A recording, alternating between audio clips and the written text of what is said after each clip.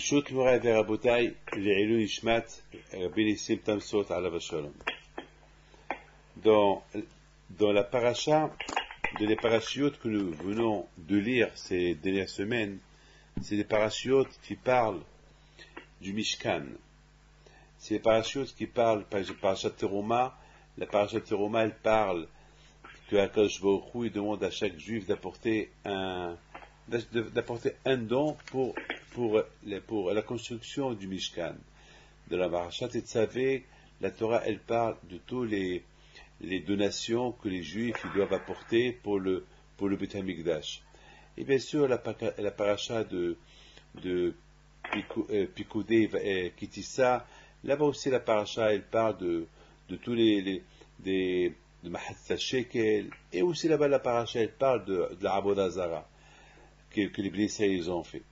Et après, la Torah, elle nous parle de Vayakhel Pikoudé, c'est les deux parachiotes, que la Torah, elle nous parle de comment Moshe Rabbeinu il a construit le Beit HaMikdash, il a réuni les Juifs, et que les Juifs, et Hur et Betzalel, le fils Sahur, tout le travail qu'ils ont fait pour le Mishkan, et Pikoudé, ça parle plus ou moins les calculs, les comptes que Moshe Rabbeinu il a fait pour comment il a utilisé tout l'argent que les Juifs lui ont donné.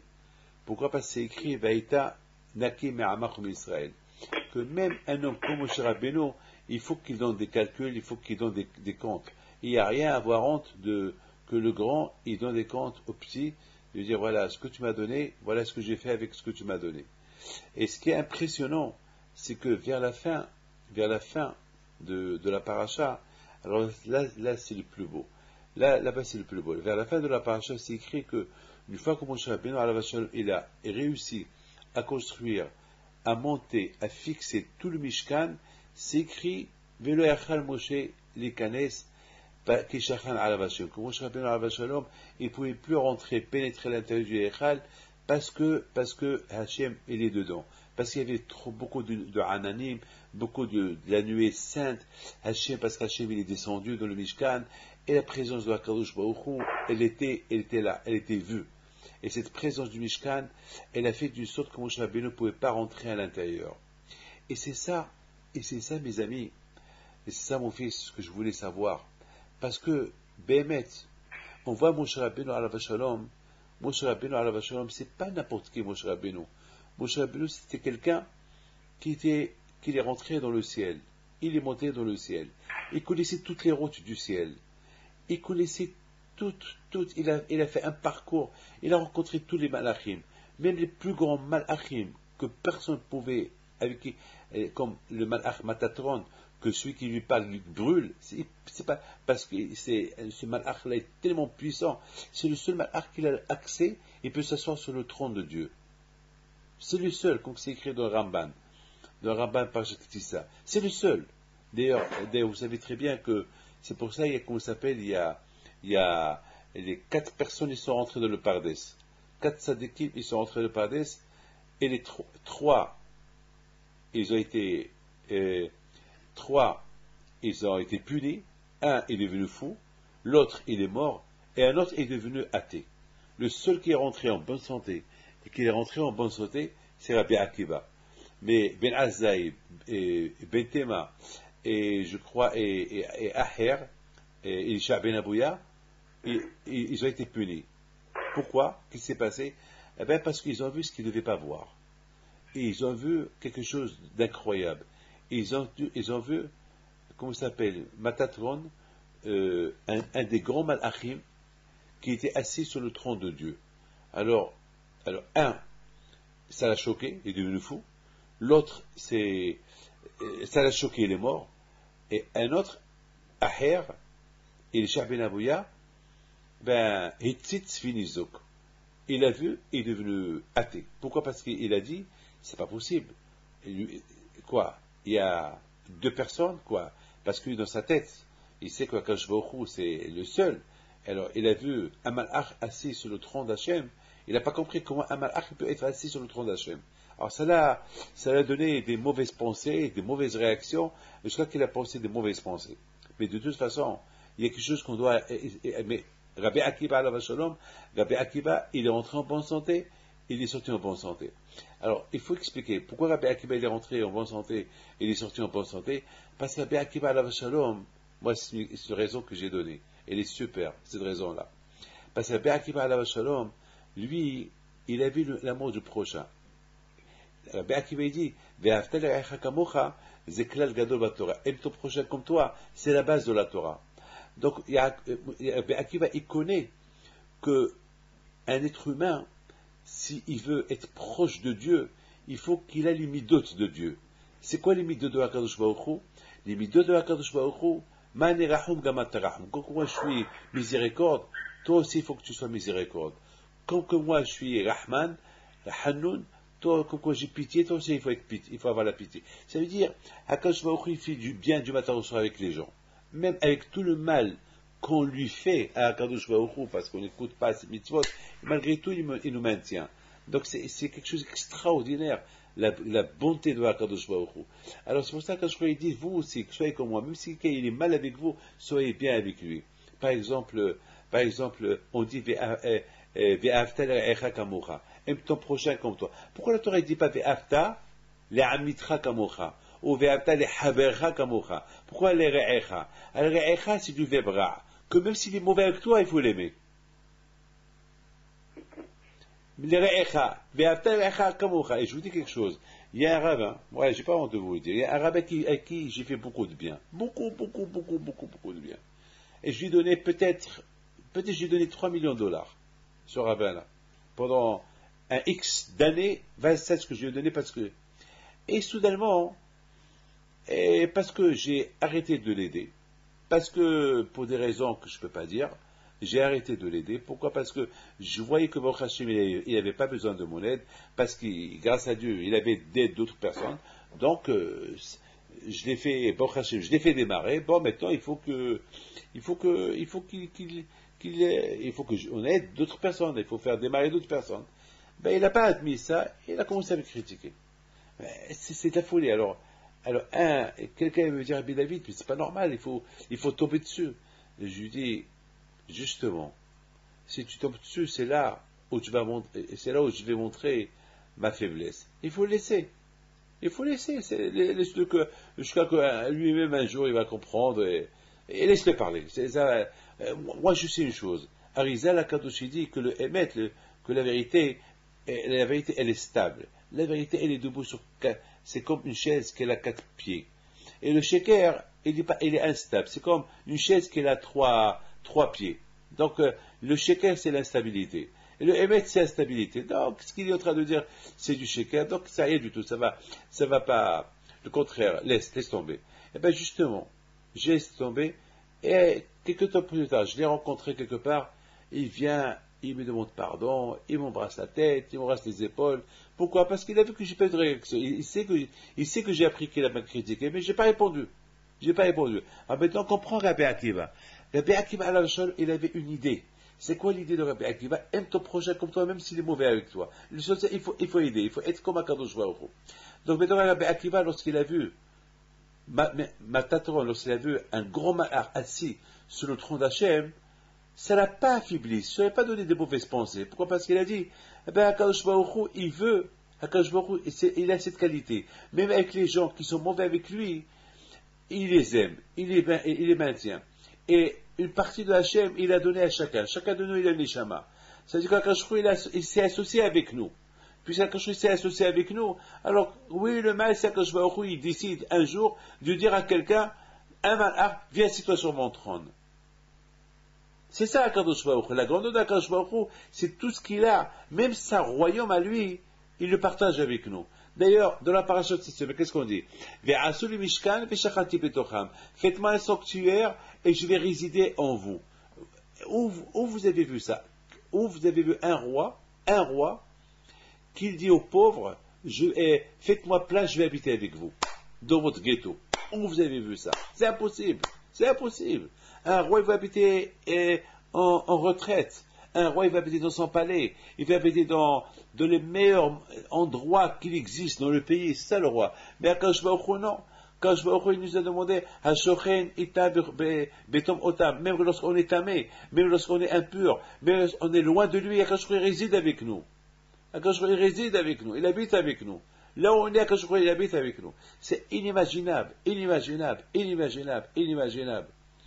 Maintenant, on comprend cette belle paracha. Maintenant, on comprend cette paracha. Pourquoi dans cette paracha-là, mais c'est quelque chose d'extraordinaire. Je me suis toujours posé une question. Pourquoi l'affaire du Hegel, elle est entre Matan Torah et faire le Mishkan, et après on nous parle de Hakamat HaMishkan, comme Moshe Rabbeinu il a élevé. C'est-à-dire que on nous parle du Hegel au milieu qu'on nous parle du Mishkan. Au milieu qu'on nous parle du Mishkan, on nous parle du Hegel. Et après il y a la suite de la construction du Mishkan. Vous avez compris? Pourquoi cette paracha qui est au milieu? Eh bien, je pense comme ça. Je pense que le Satan et le Tzara, c'est une idée. Comme il dit le Zohar HaKadosh, il dit que la Torah, c'est Be'etzot.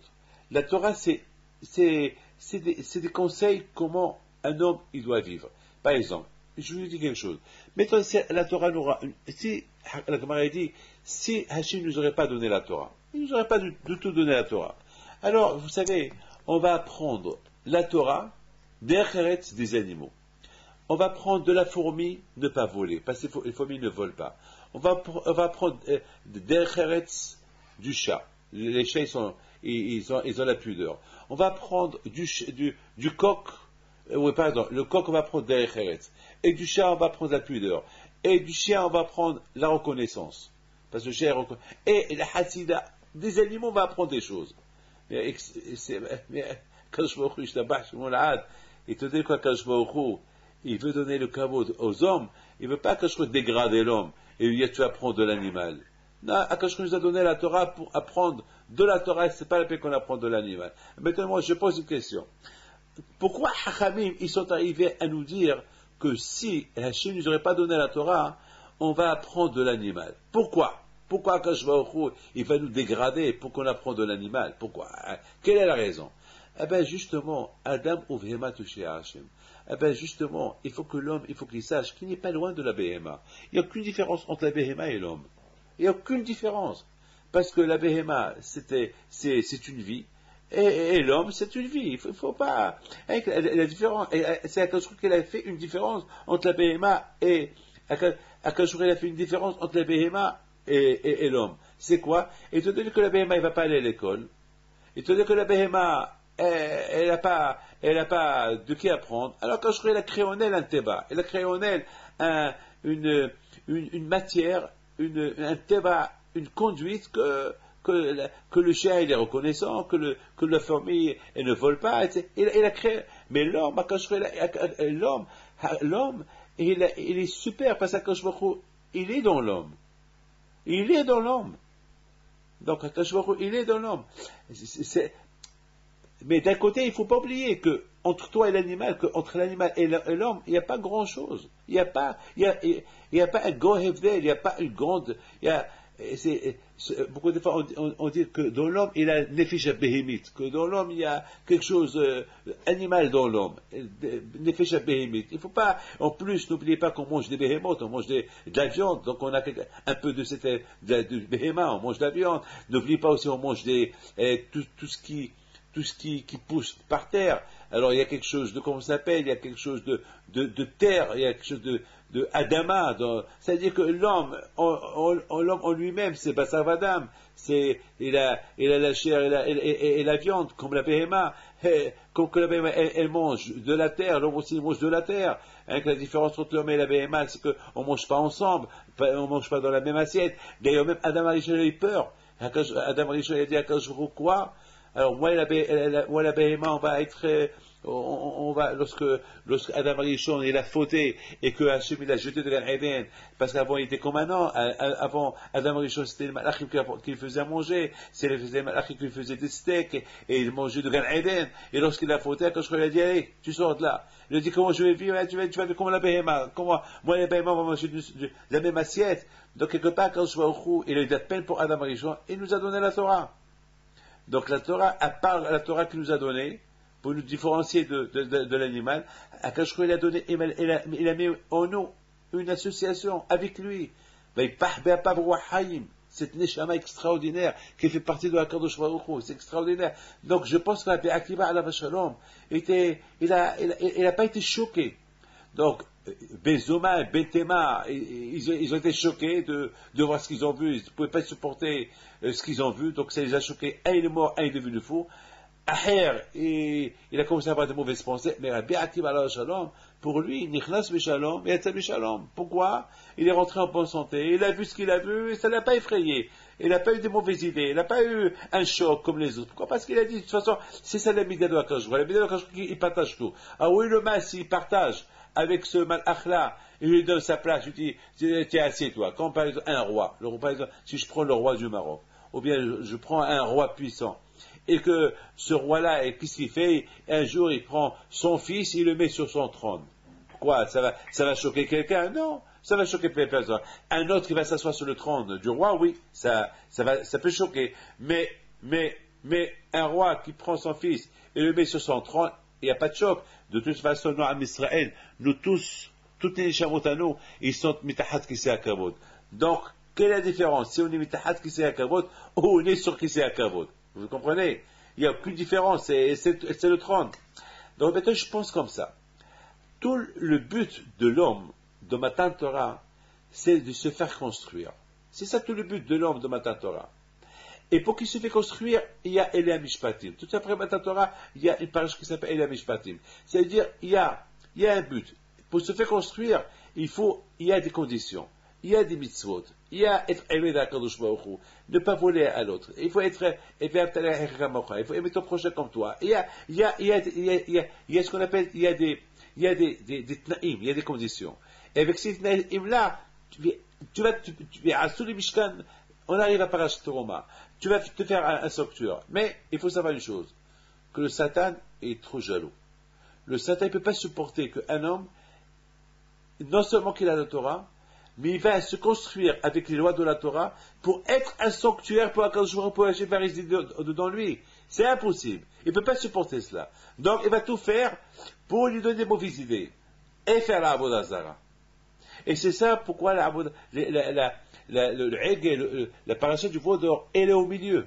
Pourquoi elle est au milieu? Parce que lorsque Satan, il voit comment l'homme, il avance, comment l'homme, avec la Torah, il veut se construire. Vous savez, quelqu'un qui veut construire un avion, il faut qu'il ait des pièces détachées. Mais avant qu'il ait des pièces détachées, il faut qu'il fasse une étude. Des études, comme Einstein, avant qu'il ait inventé la bombe atomique.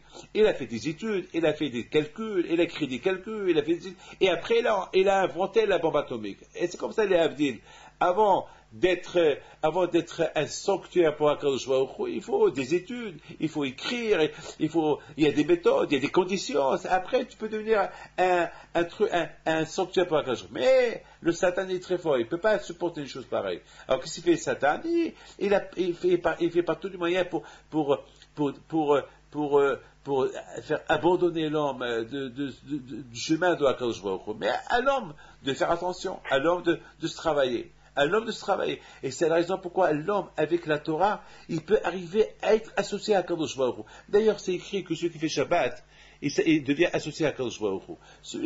Un homme, avec la Torah, il devient Elahi, Ish Elokim, il devient un homme de Dieu. Un homme de Dieu. Donc, Rabotai, ou bien, Hasu Shalom, on peut devenir avec la Torah un homme de Dieu, ou bien on risque de devenir comme Elisha ben Abouya. On peut devenir un Racha. Ou ça. Et c'est la raison pourquoi, il faut faire attention, sachant que tu sais que l'homme, il peut tomber, alors, Vayakhel, il faut faire attention, il faut toujours se réunir, il faut toujours aller Shabbat, il faut toujours prier, il faut toujours il faut toujours être associé avec ton prochain, l'aider, Pessah, les fêtes, Shavuot, etc., etc., etc. Il faut toujours être attaché à Kadosh Baruch Hu. Et toujours faire un bilan. Picouder, c'est un bilan. Picouder. Maintenant, on comprend. Maintenant, tout à l'heure, on a posé une question. Parce que la fin de la parasha Picouder, c'est écrit que Moshe Rabbeinu ne pouvait pas rentrer. Comment? Ce Moshe Rabbeinu qui était dans le ciel, ce Moshe Rabbeinu qui a vu le trône d'Hachem, ce Moshe Rabbeinu qui a parlé avec celui qui s'assoit sur le trône d'Hachem, qui s'appelle Memtetet, Matatron, celui qui a fait Habruta avec Akadosh Baruch Hu. Il a étudié la Torah avec Akadosh pendant 40 jours et 40 nuits, 3 fois. Comment? Lui, maintenant qu'il a fait le Mishkan, il ne peut pas supporter le Hanan, la nuée qui est descendue du ciel, aussi bas. Comment? Jusqu'à qu'elle s'écrit, Moshe ne pouvait pas rentrer. Pourquoi?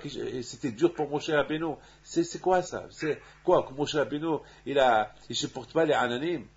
Il a fallu que la paracha de la semaine dernière, Vaikra Hashem, quand il appelle Moshe, rentre. Mais ouais, rentre, allez, tu rentres. C'est-à-dire que Moshe Rabbeinu, Shalom, il est sorti. Il a fallu que Hashem l'appelle pour qu'il rentre. C'est quoi ça? Eh bien, Rabotai, il faut savoir une chose. C'est une chose que je vais vous dire, c'est extraordinaire. De là, on apprend encore une leçon. On apprend de là une leçon extraordinaire. Que un homme, il faut toujours, aussi grand qu'il peut être, il ne faut pas qu'il croie qu'il est grand. Il faut toujours, comme on a vu dans Ben Ishai, la paracha de cette semaine, Ben Ishai, il dit que celui qui touche à quelque chose qui est Hekdesh. Par exemple, si par exemple je dis, ce kilo de pommes de terre là, c'est Hekdesh, c'est pour Akadosh Baruch Hu. Alors, la Torah, il dit que parce que j'ai mangé quelque chose qui appartient à Akadosh Baruch Hu, parce que je l'ai donné, j'ai dit ça c'est Hekdesh. Donc ça devait partir au Beth Amikdash. Et moi je suis venu, et sans faire exprès, j'ai mangé. Donc, la Torah, il dit, il faut apporter un korban, il faut apporter un sacrifice pour se faire pardonner cette faute-là, et en plus, il faut payer il faut payer ce que tu as mangé, il faut payer aussi un knas, il faut aussi payer un knas, ça veut dire une amende. Il faut payer une amende. Voilà, il faut payer une amende. Et c'est extraordinaire. Et il y a un Ben Ishai, je ne peux pas vous dire tout le Ben Ishai, comment il explique ce passouk-là, mais je voudrais simplement ramener en 2 mots qu'est-ce qu'il dit. Il dit il rapporte ce que Hachamim me disent, que le Mashiach il va venir, Hashem, les Malachim, ils vont dire Kadosh, Kadosh, Kadosh devant les tzadikim.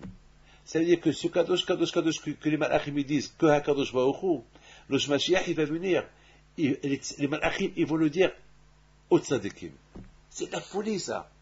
Ça veut dire que lorsque Mashiach il va venir, les Malachim ils vont voir dans les tzadikim l'image de HaKadosh Baruch Hu. Vous imaginez, vous comprenez ça? Maintenant, écoutez bien ça. Écoutez très bien ça. Alors, maintenant, il y a une question qui se pose. Maintenant, Bishai pose une question. Pourquoi les Malachim maintenant, ils ne font pas Kadosh, Kadosh, Kadosh devant les tzadikim maintenant? Pourquoi avec les Atid là-bas? Pourquoi avec dans l'autre monde? Ou bien lorsque Mashiach va venir? Pourquoi pas maintenant? Pourquoi pas maintenant? Un tzadik comme Rabbi Shimon Bar Yochai, ou comme Rabbi Meir Ananes. Pourquoi ils sont tzadikim, pourquoi on ne fait pas devant eux Kadosh, Kadosh, Kadosh? Et Ben Ishai donne une réponse super. Il dit Ben Ishai, parce que tant qu'on est vivant, on n'est pas appelé à être shalem. On est shalem, on est parfait uniquement après 120 ans. Pourquoi? Parce que pour arriver à être shalem, il faut pour que le tzaddik il soit parfait, dans une perfection, jusqu'à qu'il devient ilahi, il devient quelque chose de divin, uniquement si il est kadosh, il est saint dans son esprit, il est saint dans son débour, lorsqu'il parle, il est saint aussi lorsqu'il fait l'action. Beaucoup de fois, on s'assoit, on pense. Je pense faire la prière. Après, je fais la prière, et après, je passe à l'action. Par exemple, je pense mes tefilines. Je mets mes tefilines, c'est l'action. Mais je pense, et après, je prie. Ça veut dire, il faut que ça soit, c'est parce que mettre les tefilines, c'est une mitzvah. Mais il faut savoir aussi, lorsque tu fais la prière, aussi c'est une autre mitzvah. Parce à quoi ça sert que tu penses à ta femme, tu penses au marché, et tu pries avec les tefilines. Donc, comme si tu n'as rien fait. Pour faire cette mitzvah-là de tefilin, ma'aseh, il faut que tu penses que tu es connecté à Hachem, il faut que ta prière elle soit parfaite, et comme ça, le gouffre ma'aseh, comme ça, cette tefilin que tu portes, c'est ça la mitzvah, elle se fait bien. Ça veut dire qu'il faut les trois choses ensemble. C'est-à-dire que chaque mitzvah qu'on fait, il faut associer les trois niveaux ensemble. Le dibour, la marshava, le dibour, le ma'aseh. La pensée et la parole et l'action. Donc, c'est pour ça on dit kadosh, kadosh, kadosh, kadosh, kadosh, kadosh, les trois fois kadosh, keneged, ces trois-là. Donc, si Dieu veut, l'homme, il est vivant, on ne peut pas savoir, parce que on ne peut pas savoir. Il y a, la shlimut, la perfection de l'homme, elle arrive une fois qu'il est mort. Une fois qu'il est mort, tzaddik, là, on peut dire qu'il est shalem. C'est pour ça qu'on dit Ve'al mishkavam yehi shalom. Ve'al mishkavam yehi shalom. Maintenant qu'ils sont morts, ils sont parfaits. Parce qu'on dit Al tami be'atzmach ad yom mota. Tant que tu es vivant, tu ne peux pas dire que tu es tzaddik. On ne sait pas si tu es tzaddik. Tant que tu es vivant, tu peux faire une avera. Mais une fois que l'homme est mort avec une teshuva, là, le Satan, il ne peut plus avoir aucune force sur lui. C'est extraordinaire. Donc maintenant, on comprend très bien maintenant. Maintenant, on comprend très très bien que l'homme dans sa vie, il se fait faire un mishkan dans sa vie. Vous imaginez, avec tous les mitzvot qu'il fait, il associe dans ces mitzvot qu'il fait, et la pensée, et la parole, et l'action, il devient un super mishkan pour Akadosh Baruch Hu. Alors, et Akadosh Baruch Hu, il réside en lui. Vous imaginez ça, quelle association, un homme avec Akadosh Baruch Hu ensemble, et surtout cet homme-là, il va avoir un pouvoir que plus tard, les malachim, ils vont dire devant lui, Kadosh, Kadosh, Kadosh, comme qu'ils disent à Akadosh Baruch Hu, c'est la folie ça. Ils vont comparer. Vous savez que les malachim à l'époque, ils se sont trompés. Lorsqu'ils ont vu Adam avant qu'il a fauté, ils ont cru que c'est Dieu. C'est ça qu'ils l'ont vu en train de manger. Lorsqu'ils l'ont vu en train de manger, ils ont compris que c'est pas un Dieu, c'est un être humain. Mais maintenant, les malachim, les neshamot et tzadikim de l'autre monde, ils n'ont pas de corps. Il y a quoi? Il n'y a que la neshama. Et cette neshama, elle fait partie de Akadosh Baruch Hu. Donc, quelque part, il y a un grand lien entre les neshamot et tzadikim et Akadosh Baruch Hu dans l'autre monde. Il n'y a que dans ce monde-là que la neshama, elle est associée avec le corps. Mais, une fois que le corps, il est laissé là, et la neshama monte là-haut, cette neshama, elle a, et ça s'appelle Helik el-Wahmi Ma'al. Il s'appelle une partie de Hakadosh Baruch Hu, cette neshama. Mais cette neshama, elle a un nom. Elle appartient à tel et tel tzaddik. Vous imaginez, donc les malachim, lorsqu'ils font Kadosh, Kadosh, Kadosh devant ces tzaddikim-là, ces neshamot de ces tzaddikim, ça veut dire qu'ils font Kadosh, Kadosh, Kadosh, quelque part, devant Hakadosh Baruch Hu. C'est de la Kabbalah. Je n'ai pas le droit de rentrer, de pénétrer trop dans ce inanim-là. Mais pour vous dire, ça, ce que Moshe Rabbeinu alav shalom, il voulait rappeler l'homme dans ce monde-là qui fait gaffe, qui fait attention. C'est pas parce qu'il est devenu très grand dans la Torah, il est devenu prophète, il est devenu grand rabbin, il est devenu ce qu'il est devenu, alors que Dieu préserve. Le Satan, il peut pénétrer dans sa tête, il lui dit, super, comment tu es grand, tu te rends compte comment tu es devenu divin, tu es devenu Ishikim, tu peux te comparer à qui, mais tu es extraordinaire. Et Hashem Shalom, l'homme est risque de tomber dans ce piège-là. Et si l'homme est risque de tomber dans ce piège-là, il risque de tout perdre. C'est pour ça que Moshe Rabbeinu, aussi grand qu'il était, il a montré à tout le monde que pour être un Mishkan de Hakadosh Baruch Hu, ça se ne mérite pas. Ne croyez pas que par rapport à mon zéchut, je l'ai eu. C'est une pitié d'Hachem qu'il a eu moi, qu'il a eu pitié de moi, que Hachem il est venu résider en moi. Parce que qui suis-je moi pour que Hachem vienne résider en moi? Je suis avec une matière grasse, une matière végétale, une matière qui est pourrie. Je suis rien du tout. Et c'est Akash Rishtabach chez Molahad qui a choisi de résider en moi. Mais en moi, même, je suis rien du tout. C'est ce que Moshe Rabbeinu a voulu montrer à Israël, qu'il ne pouvait pas rentrer dans le Mishkan, qu'il est resté en dehors du Mishkan. C'est quand Akash l'a appelé. Moshe Rabbeinu, il lance un message à tous les tzadikim, à toi, à Israël, aussi grand que vous pouvez monter, faites attention, parce que si vous montez très très fort, le Satan, il vous lâche pas. Il vous lâche pas, parce que jamais il vous lâche. Il va venir chez vous avec un peu de gava, et la gava, c'est pire que l'Abodazara. Et après, et d'une chose à l'autre, vous risquez de tout perdre. Et c'est ça, Rabotai, les idées. Et maintenant, on passe à l'action. C'est pour ça, on passe à l'action parachat Tzav, la parachat de cette semaine. Tzav, on parle de Korban Ola. Cette parachat Tzav, on parle de Korban Ola. À quoi on compare Korban Ola à un homme? Un homme qui s'appelle Adam Kakimik. Un homme qui doit être toujours Korban Ola devant Akadosh Baruch Hu. Yoma Velaila. Comme ce feu-là qui est sur le Mizbeah, nuit et jour, comme ça l'homme, il doit être toujours Zot Torah Ta'ola, avec la Torah, Hi'aola, avec la Torah, il va monter et progresser et progresser. Il ne faut pas qu'il se donne une seconde de perte, parce que Hashvi Shalom, si il ne continue pas à progresser dans le Mahshava, dans les Dibbo, dans le Maasé, il risque de tomber Rahma et Selan et s'éteindre. Alors, Al-Mukdah, Kolalayla, le Esh, la Torah, il doit être dans l'ombre, nuit et jour. Al-Mukdah, Yoma Balayla, et Zot Torah Ta'ola, Hi'aola. Il ne faut pas se contenter de ce que tu as lu. Relis, continue, Hi'aola, continue. Hi, c'est Gamataria, Hi, c'est Gamataria avec le Kolel 17. Et 17, c'est Torah. Tov, Ve'en Tov la Torah.